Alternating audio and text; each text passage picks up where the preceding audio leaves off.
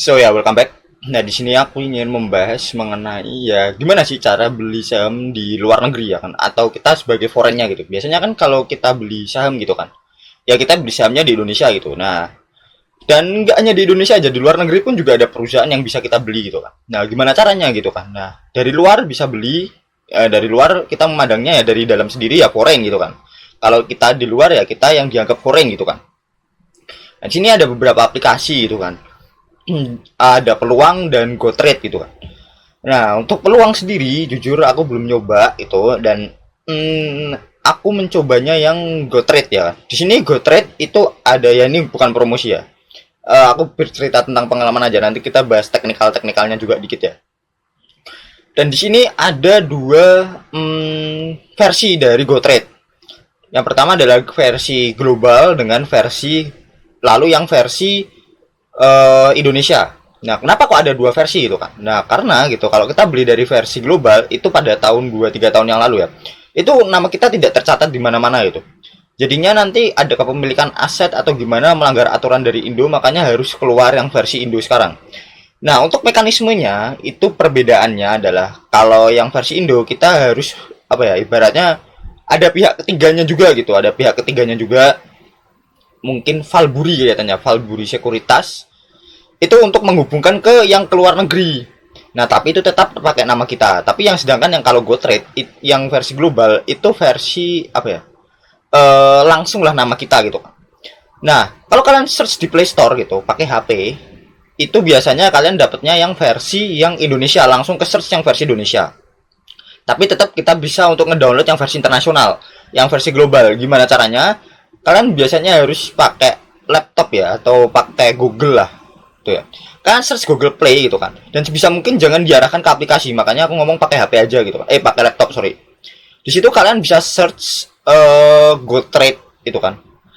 Atau pakai VPN lah minimal gitu kan. Nah, di situ nanti kalian di situ aku pakainya DNS ya, DNS Cloudflare ya kan. DNS Cloudflare. Dan ketika aku nge-search GoTrade gitu kan, keluar yang versi global gitu. Jadi terus kalian kan di laptop tuh kan harusnya bisanya ngedownloadnya di HP gitu kan. Nah, di sini gitu itu ada opsi untuk kalian ngedownload di HP mana gitu kan, yang terhubung dengan Google Play kalian gitu. Jadi email yang ada di Google Play yang di laptop, nah itu nanti akan terhubung dengan email yang ada di HP. Nah, itu nanti kalian bisa langsung ngedownload otomatis di yang HP-nya gitu kan. Ya ibaratnya kayak gitulah, pasti kalian paham lah. Terusan ada plus minusnya di sini ya kan. Ada fee-nya jelas. Nah, dan di sini gitu, setelah aku searching-searching dan setelah beberapa kali ngelihat cross check dan sesuai ingatan juga gitu kan. GoTrade ini cuman menarik komisi dari perdagangan kita gitu. Ya pretty normal broker yang kayak biasanya lah ya. Kayak di Indonesia ya brokernya cuman komisi perdagangan gitu kan. 0,3% itu udah plus 11% PPN. Nah, terusan apa sih jeleknya gitu? Nah, oh ya, gini, sorry, sama satu lagi. Di sini karena kita beli di luar negeri gitu kan, kita juga harus menganut peraturan di luar negeri. Di mana nanti ada pajak-pajak yang perlu kita bayar gitu kan. Contohnya dividen gitu. Dividen gitu, kalau misalkan di ini contoh aja ya. Ada banyak gitu kan, tapi aku contoh hanya saja dividen gitu. Dividen kalau di Indonesia misal kalian dapat 100.000 ya full 100.000 gitu kan. Sedangkan kalau di luar negeri itu dipotong, jadi dipotong 15%. Jadi misalkan kalian dapat 100.000 gitu kan, dipotong dulu 15-30%. Itu karena income harus sebagai income harus potong pajak 15-30%. Kalian mungkin dapat 85.000 doang gitu kan. Nah, seperti itu.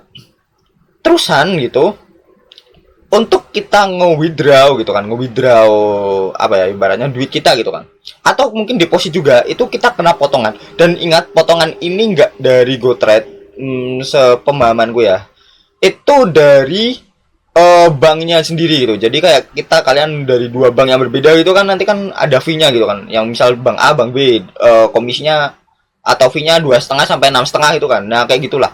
Nah, fee-nya berapa gitu kan? Kalau yang versi Indo kelihatannya yang aku cari-cari $2 ya, 2-3 dollaran. Atau mungkin $5 lah, sekitar segitu ya. Terusan kalau versi yang global gitu, itu $5. Itu untuk yang Indo, tapi yang untuk luar itu $50. Nah, terus itu untuk WD ya. Tapi kalau yang apa ya? Mungkin yang deposit itu juga kena potongan juga. Kelihatannya persenan ya. Aku kurang tahu juga karena udah cukup lupa gitu kan. Eh, tapi kalau kalian mengaca seperti ini gitu kan, pasti kan mikir wah fee-nya banyak ya, mulai dari dividen, terus mulai dari WD juga, terus mulai dari transaksi, nah kayak gitu-gitu kan ada banyak lah. Nah, apakah worth it itu gitu untuk kita beli itu? Nah, technically di sana juga di saham-saham luar. Nah, ini kita nggak bisa scalping yang modelan kayak kita ini. Karena apa? Karena nggak ada order book gitu. Karena nggak ada order book, cukup sulit lah. Nah, nggak ada order book dan segala macamnya gitu. Jadi kita sulit untuk kayak kita langsung, sacet-sacet gitu. Based on feeling gitu. Nah, yang kedua adalah memang tetap ada saham gorengan lah menurutku ya. Itu ada yang kayak Grab, Uber itu $35 lah ya, sekitar 70.000, 80.000. Nah, untuk konsep belinya gitu, untuk konsep belinya di sana itu belinya satu lembar per lembar ya. Dan kalau di sini kan satu lot isinya 100 lembar. Kalau di sana itu belinya satu lembar kurang, bisa namanya partial share gitu, partial share. Jadi kenapa kok bisa kayak gitu gitu kan? Nah, karena gitu, ini menurutku pribadi ya, ini dari sudut pandangku pribadi, mungkin kalau ada yang salah bisa dikoreksi karena satu lembarnya aja gitu, satu lembarnya itu misalkan Google gitu, itu $100, $100 satu lembar itu. Kalau kita harus beli 100 lembar, 100 lembar juga kayak di Indo misal satu lot gitu kan, ya selesai mereka $10.000 gitu kan. Siapa yang mau deposit gitu, siapa yang mau investasi $10.000? $10.000 tuh sekitaran mungkin 160-an juta lah ya, sekitar segitu. Mahal banget itu, mahal banget. Padahal 10.000 itu mungkin bisa bertahan beberapa bulan gitu.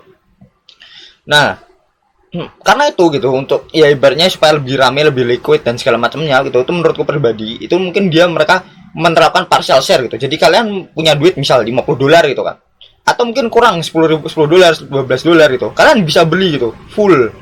Nah, mungkin dapatnya 0,000 sekian shares gitu kan, atau beberapa lah kayak gitu gitu. Nah, karena market cap-nya gede gitu kan, karena market cap-nya gede dan mungkin teknologi yang kita dapatkan gitu sebagai foreign kurang mendukung gitu, kurang mendukung. Jadinya ya lebih ke investasi aja gitu, investasi jangka panjang. Dan kalau investasi jangka panjangnya nggak setepat itu gitu kan, nggak setepat itu. Contoh kalian beli Ubisoft itu, beli Ubisoft kayak game ya kan, game kalau kalian mungkin game Ubisoft itu. Nah itu kan sekarang gitu, itu kan based on news ya kan. Mereka mengeluarkan game yang problematik dan banyak sekali di tahun-tahun terakhir ini itu banyak halangan dan segala macamnya gitu. Itu sahamnya tuh turun tajam sekali sekarang. Kalau kalian investasi di situ ya mungkin udah boncos itu kan. Nah tapi kalau kemarin kita invest di Nvidia gitu, Nvidia. Dulu aku invest Nvidia beberapa dolar gitu. 2 3 tahun yang lalu gitu. Pakai GoTrade dan uncuan parah gitu. Kenapa? Karena timingnya tepat banget. Karena kita pakai AI gitu kan. Karena ada AI dan segala macam dan chipset dari Nvidia ini, motherboard dan segala macamnya itu kan dipakai terus ya kan. Jadinya sahamnya melejit tajam gitu dan memang hoki-hokian gitu. Karena kemarin sebelumnya aku ya di tahun-tahun itu bimbang antara Meta atau Facebook dengan metaverse-nya atau Nvidia gitu kan. Tapi kebetulan memang keputusannya tepat gitu. Nah, ketika WD ya memang dipotong segala macamnya gitu. Ya, memang tuh dari banknya ya kan. Terusan, apakah worth it itu gitu? Menurutku worth it aja. Cuman sekali lagi, kalian harus mikir pakai akal sehat gitu. Fee-nya gitu, itu kalau deposit kelihatannya per persenan ya kan. Ya itu nanti kalian bisa cross check sendiri, nanti kalau salah kalian bisa koreksi. Per persen. Jadi kalau kalian misal deposit $10, $100, itu mungkin dipotong persenan ya kan, beberapa persen gitu lah fee-nya. Nah, terusan kalau misalkan WD itu kan $5 ya kan. $5 udah pasti fix $5. Kalau dapat dividen 85% doang gitu. Nah, kalau kalian misal deposit cuman mungkin 100.000, 200.000, ya mungkin perlu bertahun-tahun gitu. Apalagi kalau nggak tepat ya kan. Nah, jadinya ya boncos di fee-nya doang gitu. Dan ingat, ini dalam dolar gitu kan. Kalian investasinya di dua variabel technically gitu. Yang pertama di saham, jelas saham US dan segala macamnya kan. Yang kedua adalah di dolar. Ini ya logika aja ya kan. Kalau rupiah semakin melemah gitu kan, berarti dolar semakin meningkat. Contoh mungkin dolar di sampai 20.000 ya, amit-amit lah 17.000 lah ya. Kalian deposit ketika dolar masih di 15.000 gitu kan. Ketika kalian WD itu Nah, mungkin $5 itu udah ketutup karena kenaikan dari